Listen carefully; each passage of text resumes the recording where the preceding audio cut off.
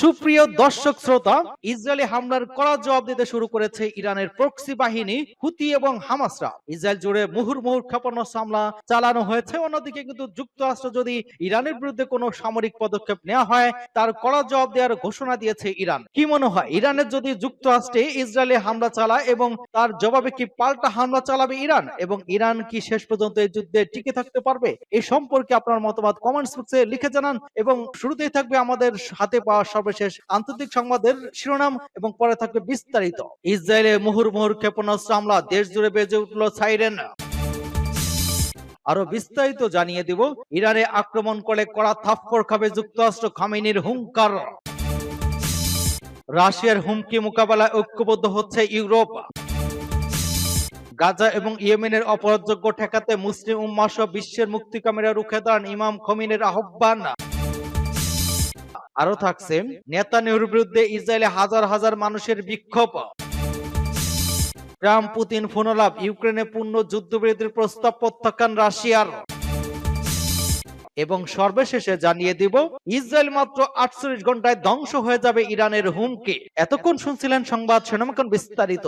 তবে তার আগে অনুরোধ থাকবে এই ভিডিওতে একটি লাইক দিন এবং কমেন্টস করে জানিয়ে দিন আপনি কোন জেলা থেকে বা কোথা থেকে আমাদের সাথে যুক্ত রয়েছেন। এবং সংবাদের সর্বশেষ গুরুত্বপূর্ণ আপডেট পেতে চ্যানেলটি সাবস্ক্রাইব করে আমাদের সঙ্গেই থাকুন। ধন্যবাদ। ইসরায়েলে মুহুর্মুহু ক্ষেপণাস্ত্র হামলা, দেশ জুড়ে বেজে উঠল সাইরেন। ইয়েমেনের হুতি যোদ্ধারা মুহুর্মুহু ক্ষেপণাস্ত্র হামলা চালিয়েছে দখলদার ইসরায়েলে। ওই হামলার পর নেতানিয়াহুর দেশ জুড়ে বেজে উঠেছে সাইরেন। তবে ইসরায়েলের সামরিক বাহিনী বলেছে যে তারা ইয়েমেন থেকে শুরু হওয়া একটি ক্ষেপণাস্ত্রকে বাধা দিয়েছে। আর ইসরায়েলি পুলিশ জানিয়েছে তেল আবিব এবং জেরুজালেমে সাইরেন শোনা গিয়েছে।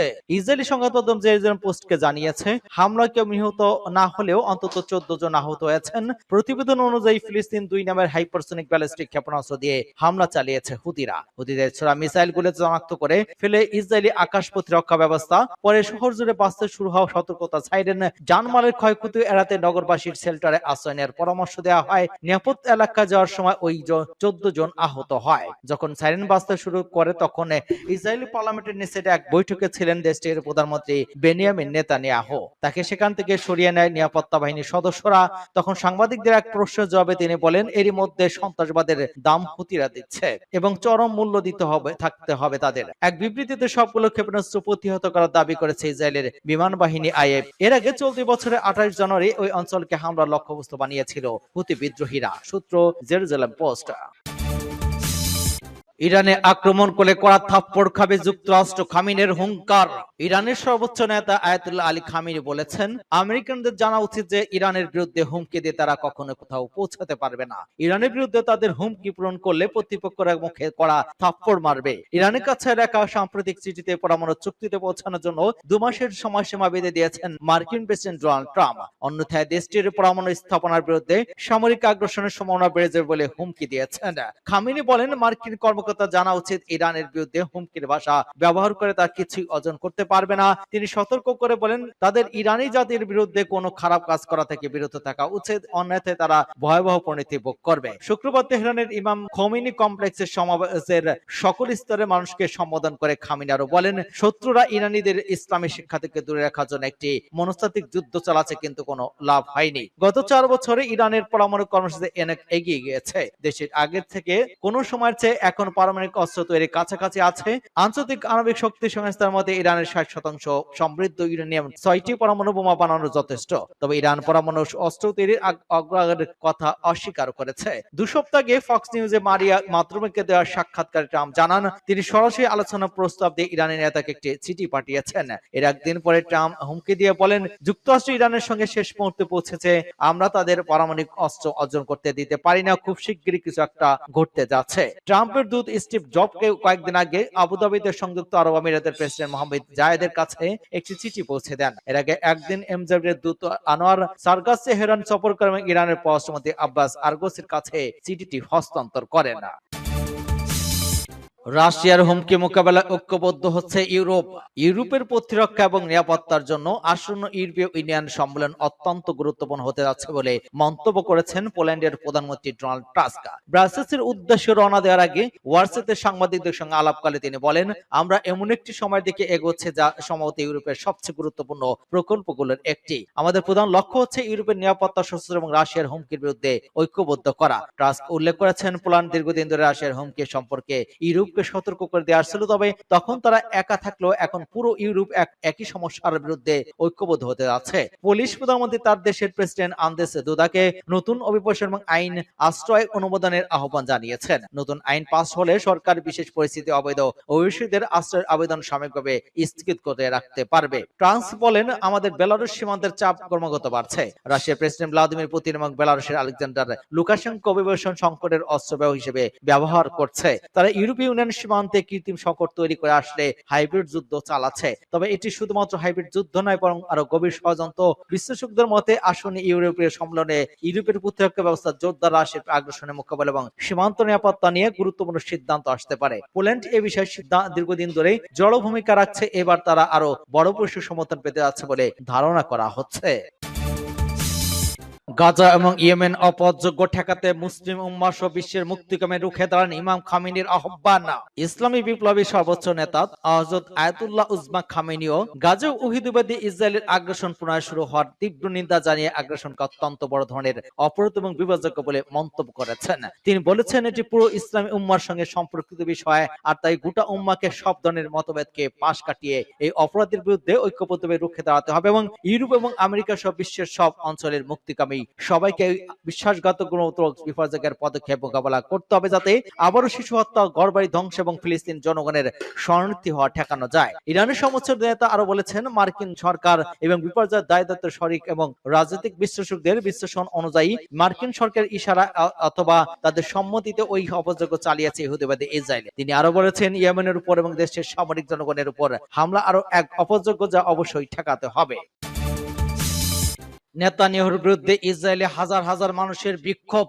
ফিলিস্তিনের গাজায় নতুন করে হামলা শুরুর পর ইসরায়েলের প্রধানমন্ত্রী বেনিয়ামিন নেতানিয়াহুর বিরুদ্ধে দেশটিতে তীব্র বিক্ষোভ শুরু হয়েছে। ব্রিটিশ সংবাদ মাধ্যম দ্য গার্ডিয়ান জানিয়েছে, বৃহস্পতিবার ইসরায়েলের রাস্তায় 10,000-এর বেশি মানুষ নেতানিয়াহুর বিরুদ্ধে বিক্ষোভ করেছে। বিক্ষোভকারীদের অভিযোগ, গাজায় হামলা অব্যাহত রেখে নেতানিয়াহু রাজনৈতিক উদ্দেশ্য হাসিল করতে চাইছেন। বিক্ষোভকারীরা যুদ্ধবিরতির আহ্বান জানিয়ে বন্দীদের ফিরিয়ে আনার দাবি তুলেছেন। জেরুজালেমে নেতানিয়াহুর বাসভবনের সামনে বিক্ষোভকারীদের সঙ্গে পুলিশের সংঘর্ষ হয়েছে। এই সময় পুলিশ বিক্ষোভকারীদের উপর জলকামান ব্যবহার করে। ব্রাদার্স ইন আর্মস আন্দোলনের প্রধান নির্বাহী ইতান হার্জেল বলেছেন, নেতানিয়াহু এখন নিজেকে রক্ষা করার জন্য ইসরায়েলের জনসাধারণকে বিরক্ত করবে, এমন বিষয়গুলো থেকে নজর অন্যদিকে শোনার জন্য আবারও যুদ্ধ শুরু করেছে। সরকার সম্ভাব্য সব পর্যায়ে সব ধরনের বৈধতা হারিয়েছে, তারা ব্যর্থ হচ্ছে। গত বুধবার থেকে হাজার হাজার মানুষ জেরুজালেমে নেতানিয়াহুর সরকারি বাসভবনের কাছে সড়কগুলো অবস্থান নেয়। তাদের অনেকের হাতে ছিল পতাকা এবং গাজায় এখনো জিম্মি থাকা মানুষদের সমর্থনে লেখা স্লোগান ছিল প্ল্যাকার্ড। ইসরায়েলি গাজায় মঙ্গলবার ভোর থেকে বৃহস্পতিবার পর্যন্ত 506 জন নিহত হয়েছেন। এদের মধ্যে অন্তত 200 শিশু রয়েছে। গাজার স্বাস্থ্য মন্ত্রণালয়ের বরাত দিয়ে এই খবর জানিয়েছে আল জাজিরা। যদিও এর আগে গাজার স্বাস্থ্য মন্ত্রণালয়ের মুখপাত্র খলিল আল ডাকানকে উদ্ধৃত করে 710 জনের মৃত্যুর খবর দিয়েছিল সংবাদ মাধ্যমটি। ট্রাম্প পুতিন ফোনালাপ, ইউক্রেনের পূর্ণ যুদ্ধবিরতির প্রস্তাব প্রত্যাখ্যান রাশিয়ার। রাশিয়ার ইউক্রেন যুদ্ধ বন্ধের উদ্দেশ্য রুশ প্রেসিডেন্ট ভ্লাদিমির পুতিনের সঙ্গে প্রায় 2 ঘন্টা কথা বলেছেন যুক্তরাষ্ট্রের প্রেসিডেন্ট ডোনাল্ড ট্রাম্প। 3 বছর আগে দু দেশের মধ্যে যুদ্ধ শুরু হয়। হোয়াইট হাউসের এক কর্মকর্তা জানিয়েছেন, গ্রিনিচ সময় 14টার দিকে তারা ফোনে কথা বলা শুরু করেন। হোয়াইট হাউসের deputy chief of staff Dan Scavino microblogging site এক্সকে লিখেছেন, ফোনালাপ চলছে এবং এটি এখনো হচ্ছে।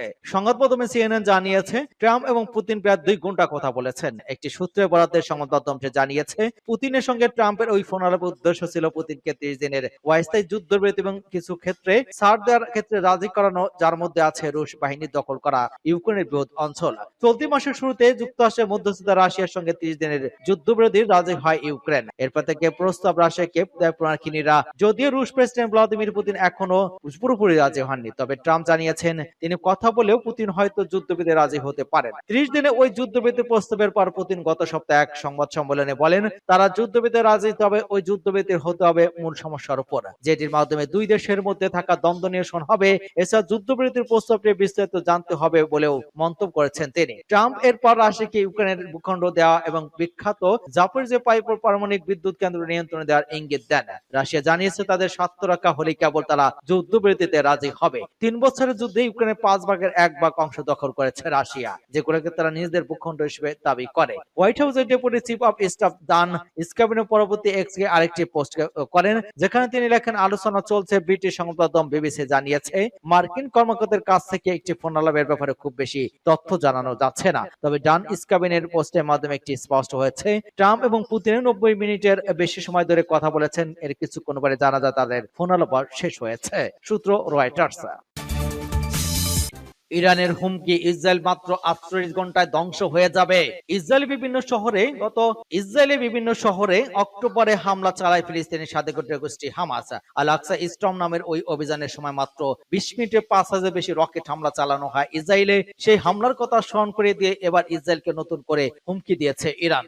ইরানের ইসলামিক রেভলিউশন গার্ডস কর্পসের commander sister major general Salami বলেছেন, আবার যদি আল আকসা স্টর্মের মতো অভিযান চালানো হয় তাহলে ইসরায়েলকে ধ্বংস করতে মাত্র 48 ঘন্টা লাগবে। তেহরানের টাইমস অফ বার্তা সংস্থা এনআইর বরাত দিয়ে ভারতীয় বিমান সংবাদ মাধ্যম সোমবার এ খবর জানিয়েছে। প্রতিবেদনে বলা হয়েছে, ইরানের কাজভিন শহরে এই সমাবেশে বাসিল গ্রুপের সদস্যদের উদ্দেশ্যে ভাষণ দেন আইআরজিসির commander chief in staff general. এ সময় তিনি বলেন, আল আকসা স্টর্ম অপারেশনের মতো আবার হামলা চালানো হয়, তবে ফিলিস্তিনে আবার এগিয়ে যায়, তাহলে বিশ্বের রাজনীতিতে প্রাণচিত থেকে ইহুদি রাষ্ট্রকে নিচ্ছিন্ন করে দিতে মাত্র 2 দিন সময় লাগবে। সিরিয়ার ইরানের ইসলামিক রেভলিউশন গার্ডস কর্পসের সেনাদের উপর হামলার ঘটনার পরে এমন মন্তব্য করেছেন সালামি। ওই হামলার জন্য ইসরায়েলি সেনাদের দায়ী করেছে ইরান। আইএসি কমান্ডার ইনসিস্টেপ আরো বলেন, ইসরায়েলকে বাঁচাতে এক সময় কেউ আর এগিয়ে আসবে না, এমনকি তাদের সমর্থকরাও যুক্তরাষ্ট্রকে ইঙ্গিত করে পাশে থাকবে না বলে তিনি মন্তব্য করেছেন।